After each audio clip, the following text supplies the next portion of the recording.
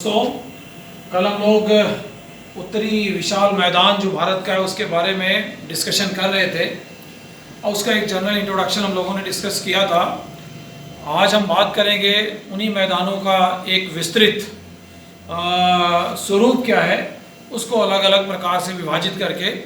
तो उत्तरी मैदान को दो तरह से विभाजित किया गया है, जिसको हम एक कहते हैं रीजनल डिवीजन यानी प्रादेशिक विभाजन, जिसमें चार तरह के इसके विभाजन किए गए हैं, जिनमें शामिल है पहला राजस्थान प्लेन यानी राजस्थान का मैदान, पंजाब प्लेन यानी पंजाब का मैदान, गंगा प्लेन यानी गंगा का मैदान और ब्रह्मपुत्र प्लेन यानी ब्रह्मपुत्र नदी वाला जो मैदान है। तो ये बेसिकली दो राज्यों के नाम से मैदानों का नाम रखा गया और दो मैदान ऐसे हैं जो नदियों के नाम से इनको सुशोभित किया गया है। ये इसका रीजनल डिवीजन है। इसी तरह से इसका जो फिजियोग्राफिक डिवीजन है, जिसको हम कहते हैं कि उसकी जो मॉर्फोलॉजी है, जो टोपोग्राफी है, उसके आधार पर भी इसको चार भागों में विभाजित किया गया इस नदर्न प्लेन को, जिसमें भाबर का मैदान, तराई का मैदान, खादर और भांगर, ये चार तरह के इसमें भी डिवीजन है। तो इनमें से हम एक एक करके आपसे आज डिस्कस करेंगे। तो पहले हम बात करेंगे रीजनल डिवीजन की। रीजनल डिवीजन में ये जो चार मैदान है, इसका पहले हम एक मानचित्र देख लें। इस मैप को अगर आप देखें तो यहाँ लिखा हुआ ये पीले कलर का राजस्थान प्लेन। तो ये जो राजस्थान राज्य है आपको दिख रहा है, ये पूरा एरिया राजस्थान का, इसको हम राजस्थान प्लेन कहते हैं। फिर उसके बाद ये जो पंजाब का हिस्सा हमें दिख रहा है, ये पंजाब प्लेन कहलाता है, यानी पंजाब का मैदान है। पंज आब, ये एक शब्द है, पंज माने पांच, आब माने पानी, यानी पांच पानियों से बनी हुई जगह, जिसका मतलब पांच नदियां। तो जिसको हम कहते हैं, जो हमारी सिंधु नदी की जो ट्रिब्यूटरीज हैं, जिन नदियों से सिंधु नदी बनती है आके, झेलम, चेनाब, रावी, व्यास और सतलज। तो खास तौर से रावी, व्यास और सतलज, उसका प्रवाह जो है वो इस भारतीय पंजाब में है।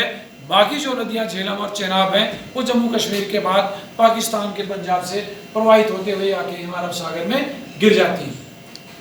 तो ये जो रावी, व्यास यहाँ लिखा हुआ है, ये इंडस, ये लिखा हुआ झेलम, चेनाब, रावी, व्यास और सतलज। ये रावी, व्यास और सतलज, ये जो तीनों हैं, वो इस पंजाब के मैदान का निर्माण करती हैं। फिर हम और आगे बढ़ते हैं तो ये देखें लिखा हुआ गंगा प्लेन।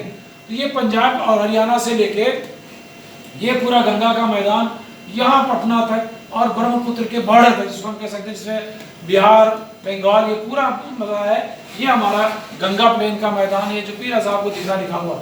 उसके आगे जब हम जाते हैं पूर्वोत्तर भारत में, तो ब्रह्मपुत्र नदी द्वारा निर्मित मैदान को हम ब्रह्मपुत्र का मैदान कहते हैं। तो इस मानचित्र में बाकायदा क्लियर कट डिवीजन आपको दिख रहा होगा कि ये चार तरह के मैदान कैसे हैं: राजस्थान मैदान, पंजाब का मैदान, गंगा का मैदान और ब्रह्मपुत्र का मैदान। इसी में हम ये देखते हैं कि एक वाटर डिवाइड भी है, जो यहाँ से उत्तर भारत से ग्रेट बाउंड्री फाइल के सारे आते हैं। ये पूरा ग्रेट वाटर डिवाइड का भी काम करती है, इसमें ये अरावली रिज शामिल है। तो इसका देखें हम आगे कि इसका विस्तृत वर्णन क्या हो सकता है। तो पहली हम बात करेंगे इस फिजिकल रीजनल डिवीजन में राजस्थान के मैदान का। तो अगर हम राजस्थान को देखें, जैसा कि हम जानते हैं, भी आपने मैप में देखा है, तो राजस्थान भारत का एक ऐसा राज्य है जो बिल्कुल पश्चिमी भाग में स्थित है और उसका अधिकांश हिस्सा डेजर्ट यानी रेगिस्तान के रूप में है।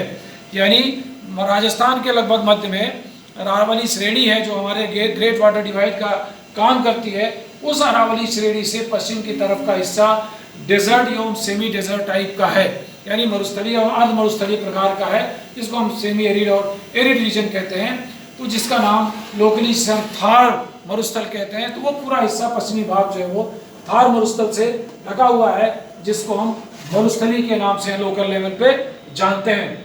और उसका अधिकांश भाग, खासतौर से जो दक्षिणी पश्चिमी भाग इस मैदान का, उसको हम दक्षिणी पूर्वी भाग जो है उसको हम मारवाड़ प्लेन के नाम से जानते हैं। मारवाड़, चूंकि जोधपुर और का जो इलाका है उसको हम मारवाड़ का एरिया कहते हैं, तो इस हिसाब से उसको हम मारवाड़ मैदान के नाम से जानते हैं।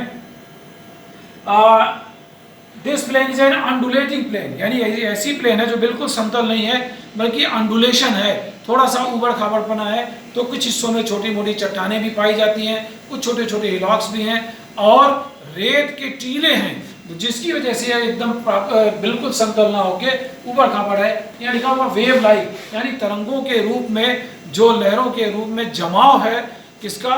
रेत का, हवाओं के द्वारा। उसकी वजह से ये मैदानी भाग अंडुलेटिंग यानी उबड़ खाबड़ टाइप का है, बिल्कुल प्लेन नहीं है। और एक सामान्य बात जो है, in general the eastern part of the मरुस्थल इज रॉकी, यानी इस मरुस्थल का, इस रेगिस्तानी भाग का जो पूर्वी हिस्सा है वो आमतौर पर चट्टानी प्रकार का है। while its western part is covered by shifting sand dunes, जबकि इसका पश्चिमी हिस्सा पूरा रेत के समुंदर की तरह है। जैसे हम कह सकते हैं रेगिस्तान, जो एक्चुअल रेगिस्तान असल में रेगिस्तान है, वही इस राजस्थान के मैदानी भागों में पश्चिमी जो हिस्सा वहाँ है जो शिफ्टिंग ड्यून से आच्छादित है, यानी अपनी जगह को परिवर्तित करने वाले जो ड्यून्स हैं, जिनको हम कहते हैं आमतौर पर यहाँ पाया जाने वाला जो बरखान है, ठीक है, वो ड्यून्स यहाँ पाए जाते हैं।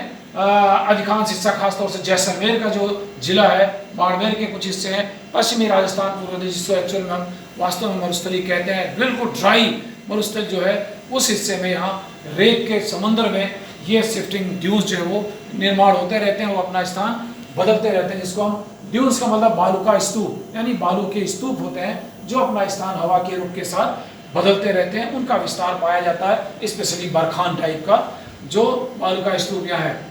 और अगर हम आगे देखें तो इसका eastern part of Thar desert up to the Aravalli range is a semi arid, ठीक है, यानी अर्ध शुष्क प्रकार का, यानी अरावली से जस्ट सटा हुआ जो पश्चिमी हिस्सा है, या हम यूँ कहें कि मरुस्थल का जो पूर्वी भाग है वो अर्ध शुष्क प्रकार का है, जिसको यहाँ स्थानीय भाषा में राजस्थान का बांगड़ कहते हैं, बांगड़ प्रदेश। और इसी यानी यहाँ जो वर्षा की मात्रा है 25 से 50 सेंटीमीटर की है, इसीलिए इसको हम अर्धशुष्क कहते हैं। जब इस बांगड़ से पश्चिम की तरफ जाते हैं तो वर्षा की मात्रा और कम हो जाती है, लगभग वो 25 सेंटीमीटर तो 15 सेंटीमीटर तक पहुँच जाती है, जो एक्चुअल में एरिड एरिया कहलाता है, जिसको हम मरुस्थली कहते हैं।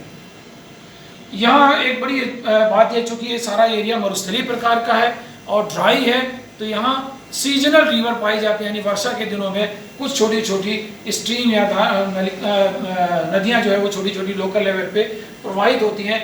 कोई परमानेंट रिवर इस एरिया में नहीं पाई जाती है।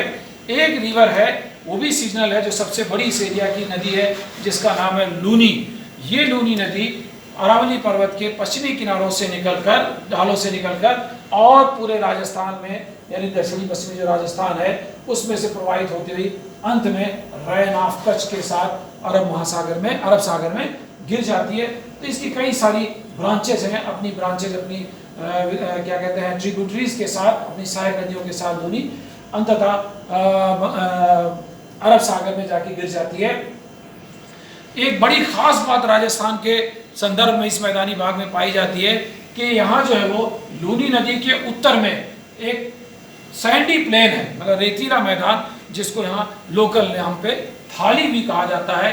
और इसी थाली वाले एरियाज में आगे जब हम देखते हैं तो वहाँ एक इनलाइन ड्रेनेज सिस्टम पाया जाता है, यानी आंतरिक अपवाह क्षेत्र का, जिसको हम शेखावटी क्षेत्र भी यहाँ लोकल भाषा में कहते हैं, वहाँ आंतरिक अपवाह का क्षेत्र पाया जाता है, जहाँ वर्षा के दिनों में वर्षा होती है, लेकिन पानी किसी नदी के द्वारा अरब सागर या किसी महासागर में जाके नहीं मिल पाता, बल्कि उन्हीं आंतरिक भागों में इकट्ठा हो जाता है और वहीं सूख जाता है गर्मी के दिनों में, और इकट्ठा होके कई बार कुछ झीलों का निर्माण करता है, जिनको हम खारे पानी की झील कहते हैं। ये इस एरिया का एक बड़ा महत्वपूर्ण फीचर है, जिसमें सांभर जो सबसे बड़ी झील है यहाँ की, डिडवाना, लूकरणसर, पचपदरा, कुचामन, डेगाना, ये कई तरह की खारे पानी की झीलें पाई जाती हैं, जिनसे नमक का उत्पादन बड़ी अपार मात्रा में होता है और यहाँ की इकोनॉमी को भी ये सपोर्ट करता है। पानी के साथ साथ नमक की भी उपलब्धता इन झीलों में पाई जाती है।